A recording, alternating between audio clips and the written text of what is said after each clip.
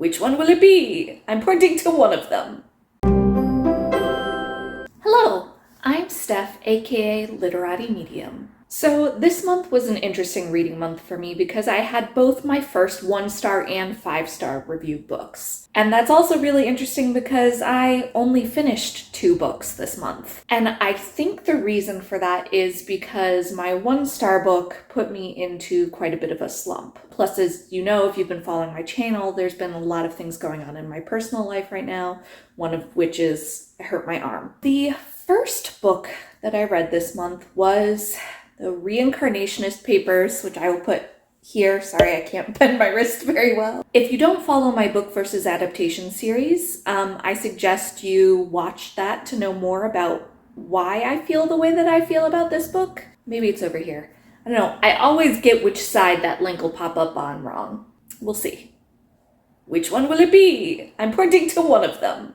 There really aren't many words to describe how much I hated this book. This was a 1-star review for me, which, yes, I know I said 1 stars are reserved for my DNFs, but if you remember, I said if I had had the choice to DNF this book, I would have. Probably about 20% of the way through the book. The book legitimately just doesn't have a point. The plot just gets lost somewhere in there. I also found it incredibly offensive on so many levels. The other book that I read this month was Razorblade Tears by S.A. Cosby. I don't know if it was because I had just finished a 1-star read that I ended up rating this 5 stars, but I will say I enjoyed this book so much. So to just give you a little bit about what this book is about, I've decided to read you the book jacket. A black father, a white father, 2 dead sons, a quest for revenge and redemption. Ike Randolph has been out of jail for 15 years, with not so much as a speeding ticket in all that time, but a black man with cops at the door knows to be afraid. The last thing he expects to hear is that his son, Isaiah, has been murdered, along with Isaiah's white husband, Derek. Ike has never fully accepted his son, but is devastated by his loss. Derek's father, Buddy Lee, was almost as ashamed of Derek for being gay as Derek was ashamed of his father's criminal record. Buddy Lee still has contacts in the underworld, though, and he wants to know who killed his boy. Ike and Buddy Lee, 2 ex-cons with little in common other than a criminal past and a love for their dead sons, band together in their desperate desire for revenge, in their quest to do better for their sons in death than they did in life. These hardened men will confront their own prejudices about their sons and each other as they rain down vengeance upon those who hurt their boys.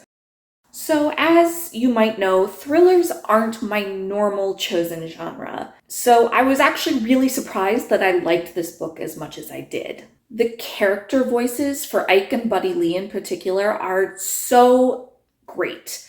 I have yet to read anything since I've started this channel that has as good of character voices as this book. The plot fell together really nicely throughout the book. The threads that are introduced in the beginning play through to the end. And while there are some aspects that are a little over the top, overall the plot was very well thought out, and I appreciated that. The character growth for these 2 men throughout the book is just absolutely stunning. It's both tragic and really uplifting. I don't want to get into it too much because I don't want to spoil it for you, but this book has great conversations about sexuality, race, privilege, grief. It just covers some really heavy topics in a way that is both realistic but hopeful. I think my only complaint is, and this is probably just a me thing, I'm not super comfortable reading third-person omniscient narrators. It seems very head-hoppy to me, and there were times when we were getting perspectives from characters that literally had nothing much to do with the story, so it felt a little jarring at times for me in that regard. Like I said, that may just be me and me not fully grasping the appropriate use of third-person omniscient. So if you watched my last TBR, you will know that I had picked out Tower of Dawn to read with my tarot card reading. Unfortunately, The Reincarnationist papers put me into such a horrible reading slump that I did not get to finish this. I'm just about halfway through, as you can see from my bookmark. So instead of doing another tarot card reading for my TBR this month, I will just tell you right now that I will go ahead and pick this as my third book to finish. I'm not going to say too much about it right now because I want to talk about it next month, but so far I'm really enjoying it, and I have noticed this is really starting to pull me out of my slump. So now let's talk about what I'm going to be reading for September. So I really struggled to find a book versus adaptation for this month, but I finally settled on Sir Gawain and the Green Knight by J.R.R. Tolkien. Now, I do have a little bit of a confession to make. I have read Sir Gawain and the Green Knight before, but I read it in the original Middle English when I was in high school, and honestly, I don't remember a single thing about it other than a knight goes on a quest to find the Green Knight, to kill the Green Knight. I don't even know that. And I vaguely remember something about a green ribbon.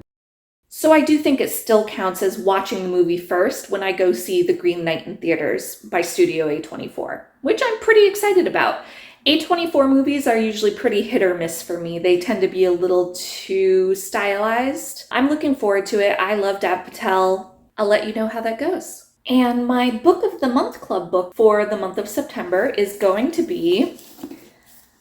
I'm probably going to butcher this name because I speak absolutely zero Spanish. So please forgive me and give me some tips on pronunciation down in the comments below. So I will be reading The Inheritance of Orquídea Divina by Zoraida Cordova. It's another fantasy. This book really intrigues me. I don't know anything about it. It's funny because I feel like all summer I was kind of just looking for a contemporary that I wanted to read that would be like a fun summer beach read. And now here we are in September and I still haven't done that. But curse you, Book of the Month Club, with tempting me with your fantasy books. So there you have it. That was my wrap up and TBR for August and September. Have you read any of these books? What did you think about them? Did you like the Reincarnationist papers? Because if you did, we might need to have a conversation. Either way, I did want to let you know that I have started using some affiliate links. I have the affiliate link for Razorblade Tears down below if you want to read the book. I highly recommend it. Please go read it. All that means is that if you use that link to buy the book, I may receive a small commission. So if you'd like to support my channel, please use that link below if you plan on reading it. Also, check out my socials. I'm on pretty much everything. You can see the links for that also down in the description below. And of course, please like, comment, and subscribe, and let's see what stories tomorrow brings.